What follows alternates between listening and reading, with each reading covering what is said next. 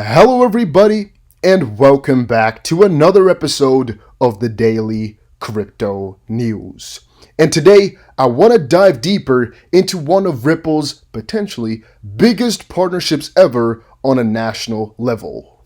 A lot of you guys send me info, a lot of you guys send me links. I want to check out all of those and hopefully get a better story going. And also, if you have any new insights, make sure you put them in the comment section down below so we can explore further and really understand what's going on here.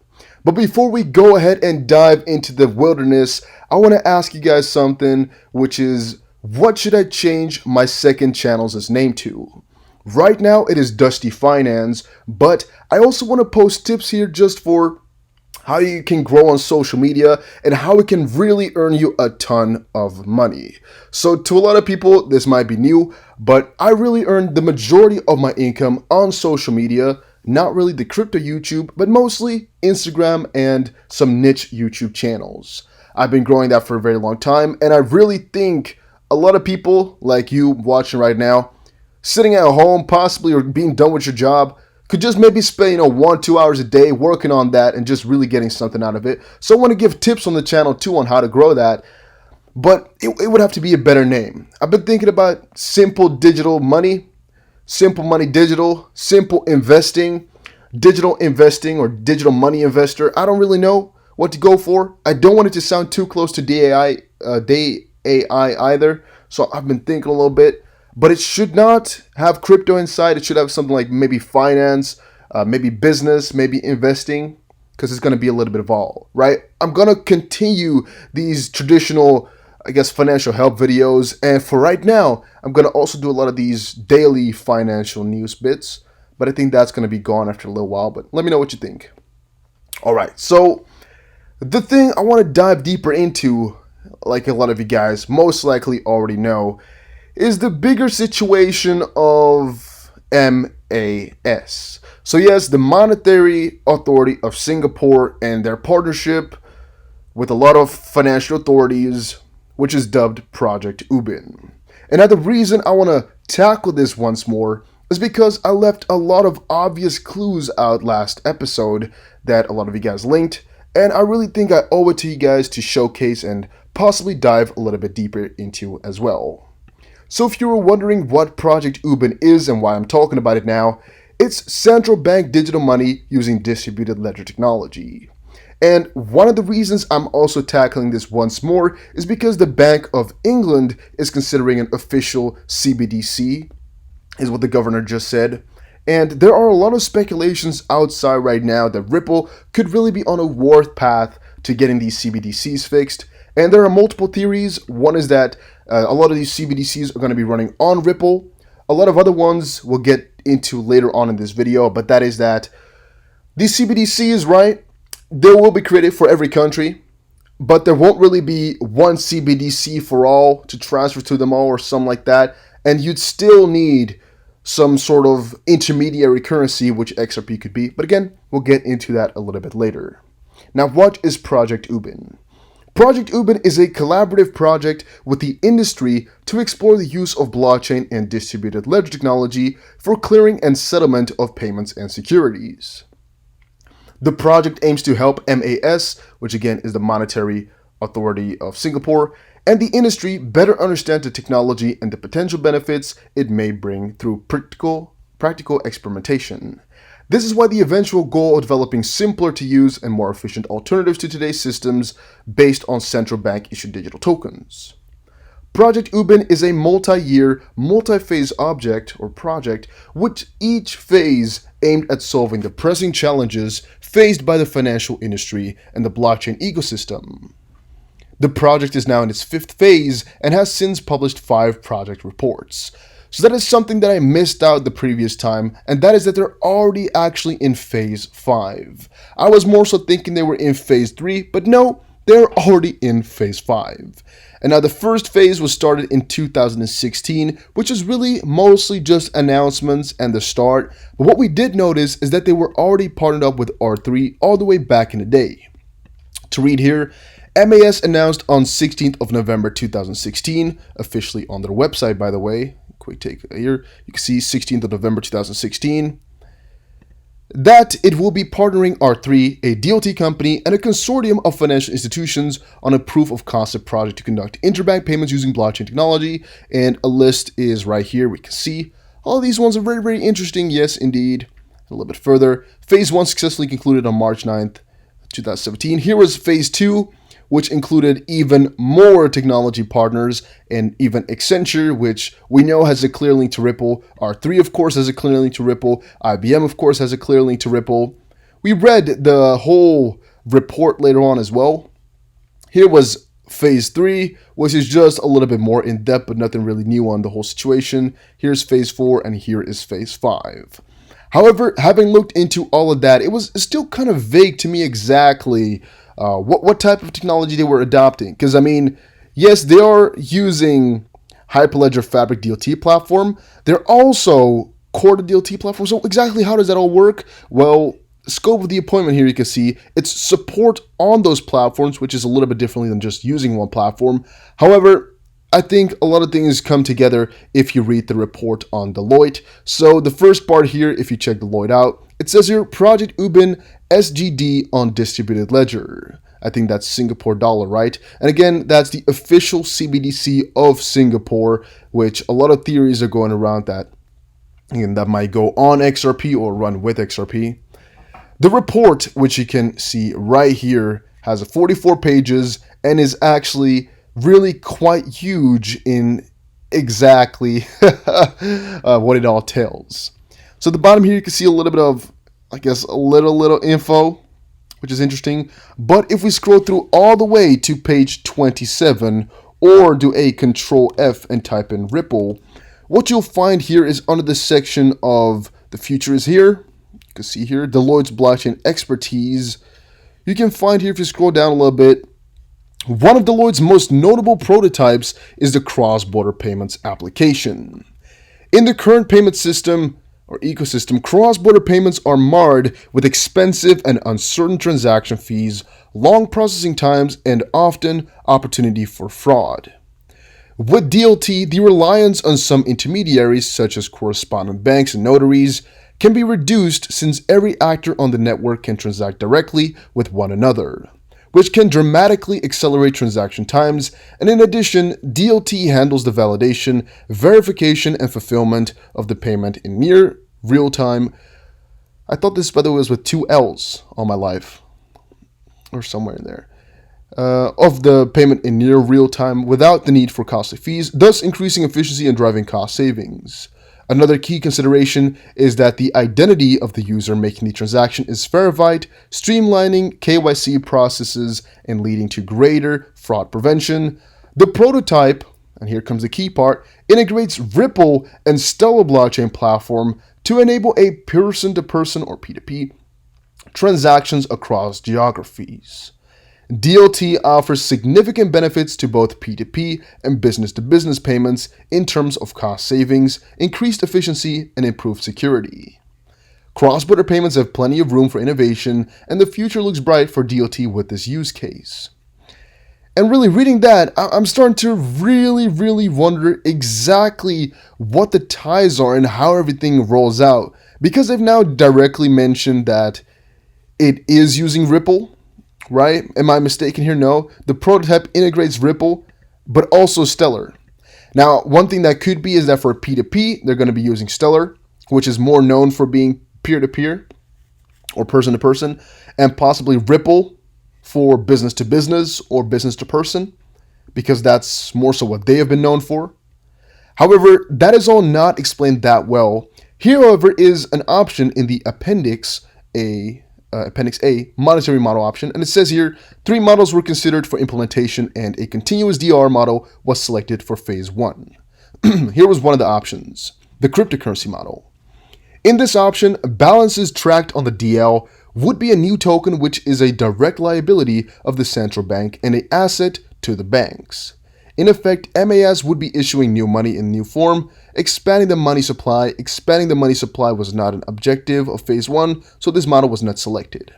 However, there was an idea of all of this, and in my opinion, this would have just been a real sort of CBDC for Singapore, right? Because that would mean exactly what it read right here, but they didn't really go for that. And you would have to scroll quite a lot further before you see any mention of cryptocurrency once more. But if we just type in Control F and then crypto, you can find here they only mention crypto just 9 times. One part of it is cryptography. One time it's crypto. Here's another cryptography. Cryptography, censorship resistant, which is kind of, I guess, interesting. Cryptography, cryptography, and cryptography. There's only one time in this whole thing where they really mention cryptocurrency, which is another, I guess, interesting thing. However, one thing that you might have missed or might have looked at right now is the second option here, which is definitely a little bit more interesting. Option 2, the daily depository receipt model, Jasper model, and this model represents the case when DR are created and destroyed on the DL on a daily basis, backed by the money in a special omnibus collateral account. This was the Project Jasper model. Ooh, and that is where it gets quite a little bit more juicy. And why I'm saying that is because we do actually have some more info on Project Jasper out there, by the way. Some stuff that we weren't really talking about too much before because I didn't know it was all connected. But yes, Project Jasper is all connected as well. So in that report of just now, you'll see a lot of different pictures, but a lot of them don't really make sense, or you don't really know exactly what to fetch from all of this, like where does it involve crypto or anything like that, right?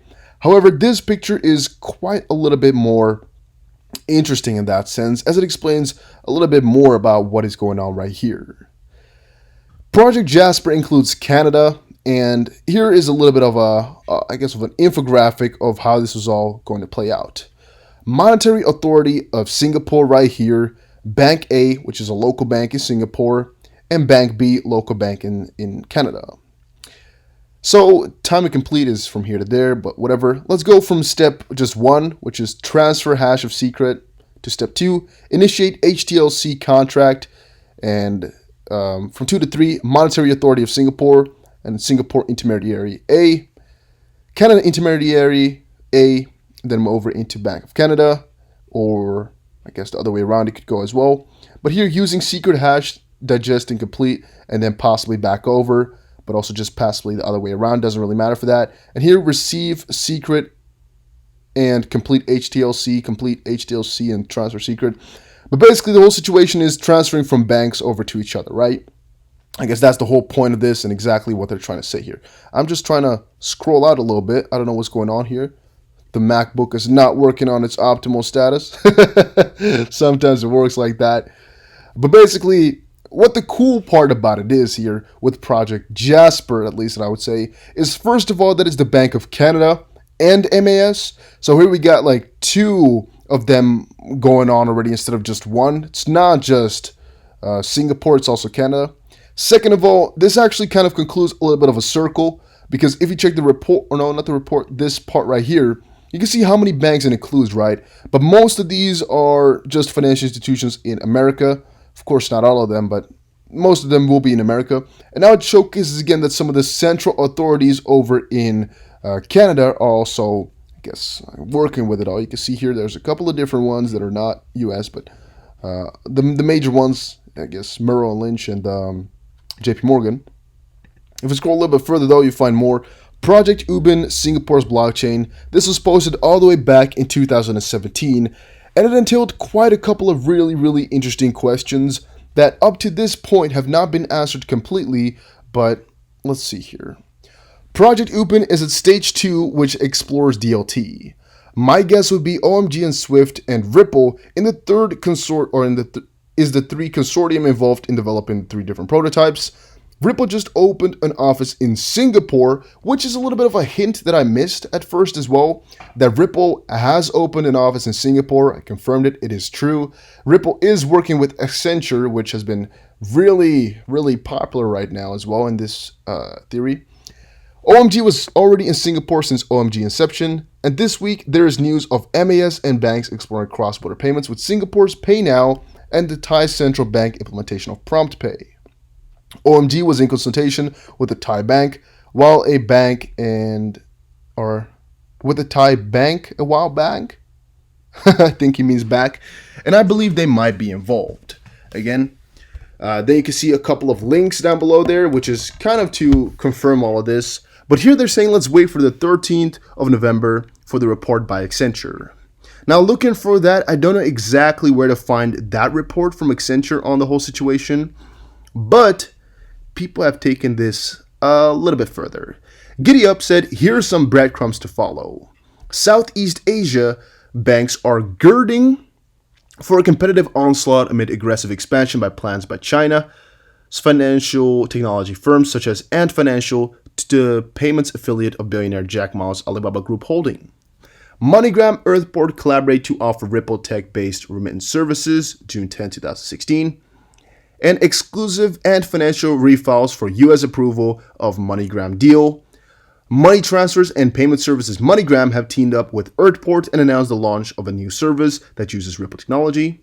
And we are not commenting on the CFIUS process, but we are continuing to work with the various regulatory agencies and remain focused on closing the transaction by the end of the year, and Financial said in a statement. This is actually all pretty interesting, and it all kind of comes together. You know, if you look at it, all these countries here, all these partnerships that Ripple has been having, they kind of loop around this whole ordeal. And now the strange thing I'm wondering here is, why are they not really talking about it a little bit further, right? Why are they leaving it so far in the dark? But once you check out more and more and more, it just keeps going on. The amount of partnerships, that list is just limitless. There's no end to how many banks and financial institutions they are working with. And there's also no end in how many things connect them to each other here. You can see here Ripple, Singapore, Bahrain, and UAE. You'll find more and more and more if you keep looking. More and more connections, more and more things that are looping around into it using Ripple or XRP. And I mean, logically speaking, it's really kind of understandable, right? It's really kind of understandable to a certain degree, because why, if you look at this picture right here, if you want to go from bank to bank or from whatever intermediary to intermediary you might be talking about, you can always use XRP, right? Because you're going to have to change over from currencies. At least in this regard, that is what I expect from their picture. What I expect from this picture is they're still transferring that over. But here is a little bit of an explanation. Let's actually start at the top here so you guys get a little bit of insight as to what this all is. There's a growing number of central banks taking a serious look at the blockchain and distributed ledger technologies of late. The Bank of Canada and the MAS have conducted a successful experiment on cross-border and cross-currency payments using central bank digital currencies. This is the first such trial between two central banks and has great potential to increase efficiencies and reduce risks for cross-border payments. Cross-border payments today are often very, very slow, and they rely on correspondent banking network that is subject to counterparty risk, inefficient liquidity management, and cumbersome reconciliation. The Bank of Canada and MAS have been collaborating in the use of DLT and central bank digital currencies to make sure the cross-border payment processors become cheaper, faster, and safer. The two central banks have successfully linked up their respective experimental domestic payment networks, namely Project Jasper and Project Ubin, which are built on two different DLT platforms. Yes, it is true, but that doesn't really matter for this part. The project teams used a technique called hashed time locked contracts, HTLC, to connect the two networks and allowed payment versus payment settlement without the need for a trusted party, third party, to act as an intermediary. The Jasper-Ubin project was carried out in a partnership with Accenture and JP Morgan. Again, Accenture, which is working with Ripple, coming into play here. And by the way, you can't zoom in here because if you zoom in, it scrolls up, which is very annoying, but all right. Who supported the development of the Canadian network on Corda and the Singapore network on Quorum, respectively. Please refer to Annex for the further details of this experiment. So, development of the Canadian network on Corda, which again is working with XRP as well. Singapore network on Quorum. I don't know if that is working with Ripple in any sense, actually. I didn't really check that out too much. That's something we can do as well. Following the successful conclusion of the project, the Bank of Canada and the MAS have jointly published a report that proposes different design options. Let's actually check that out. That's the official Jasper design paper, I believe. Okay, that's been taken off. Is the link faulty? If you see at the left bottom, I don't know if you guys can see it. It says there Jasper-Ubin design paper on the mas.gov.sg.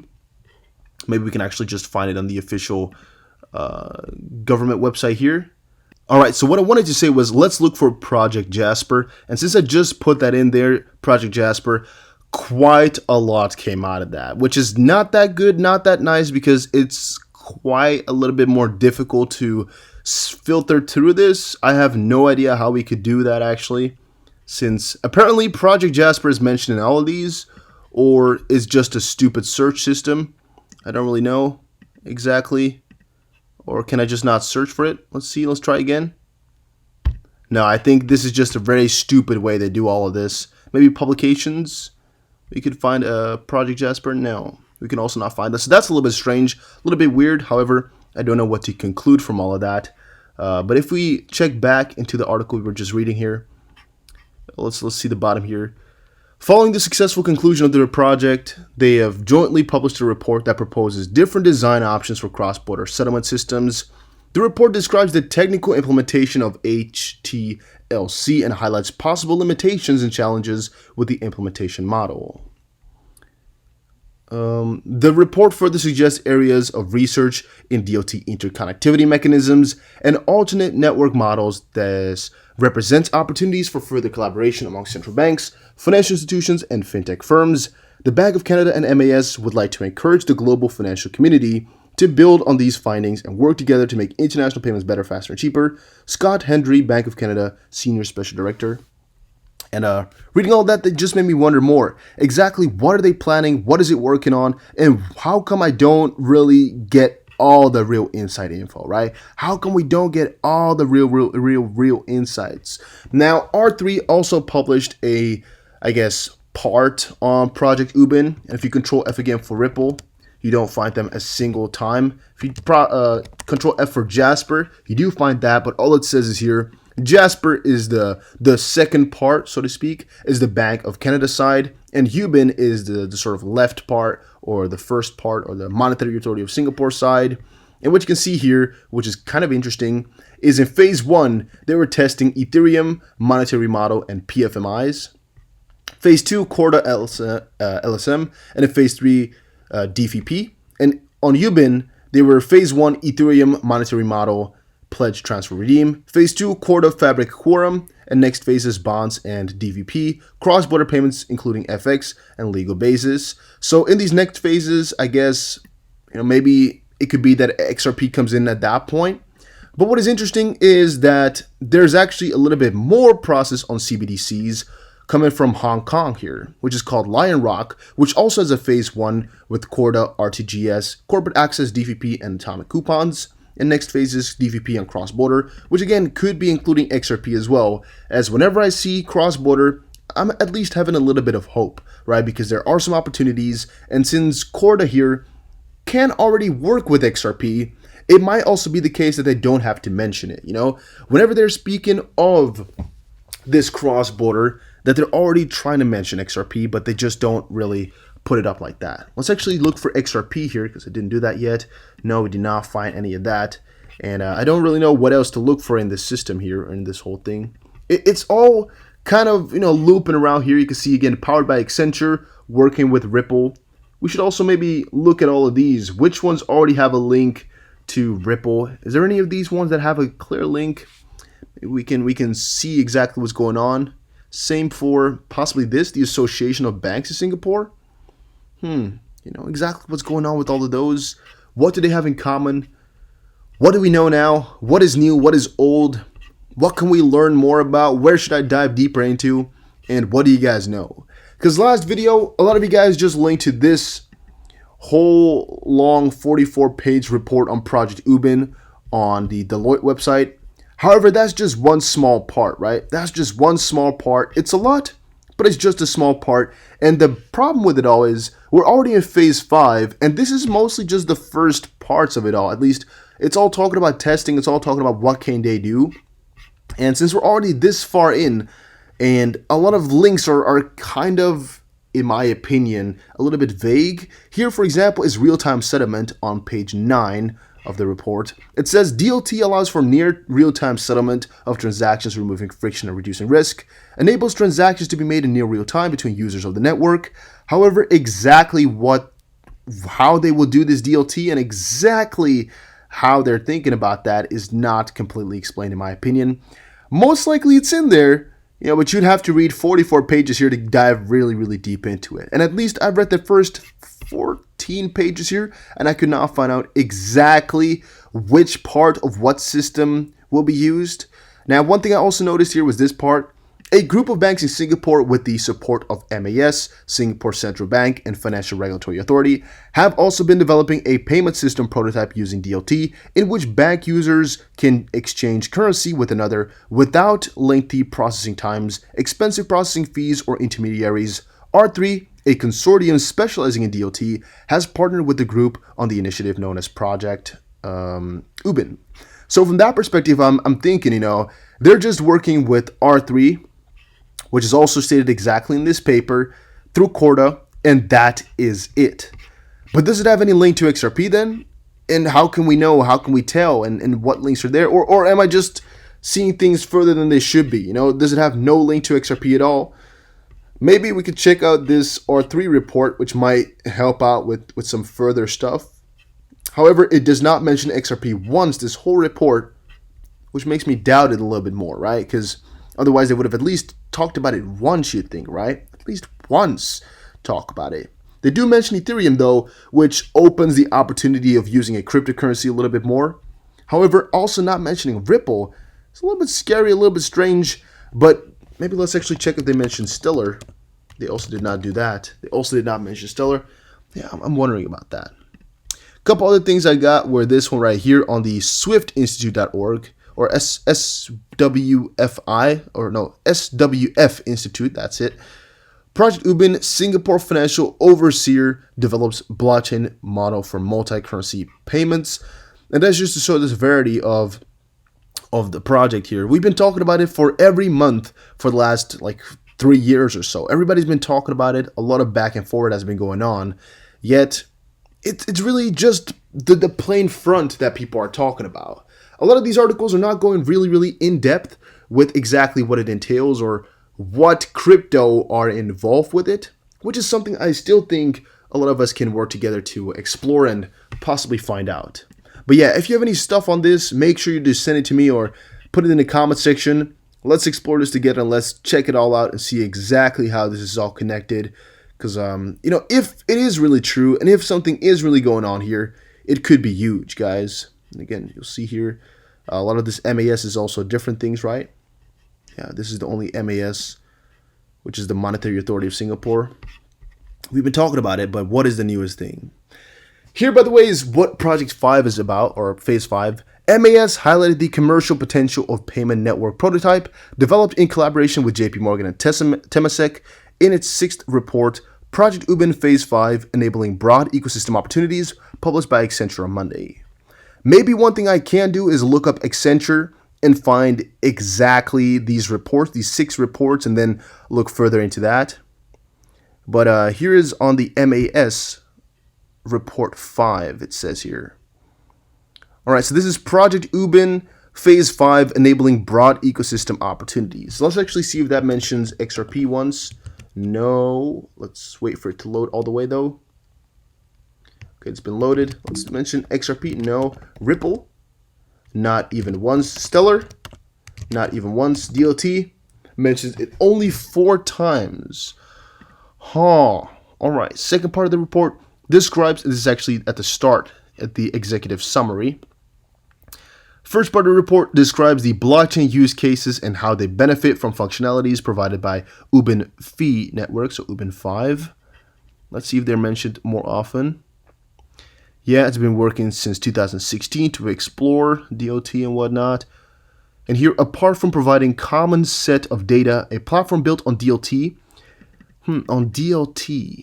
would bring additional benefits such as being tamper evident, therefore uplifting the level of trust, which is obvious. But again, no mention of XRP anywhere. Future of payments, often what Ripple is called, by the way. Project Ubin has started as an experiment to understand blockchain and DLT and how those could be applied to our new models.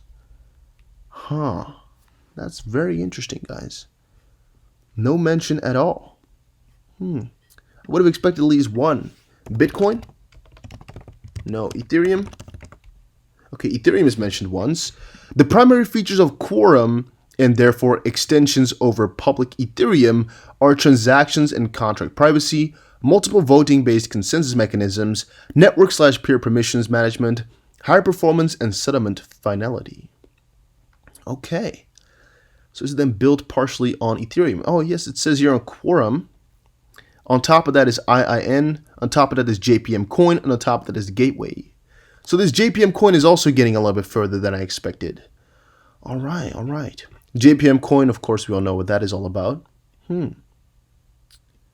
Damn, guys, damn.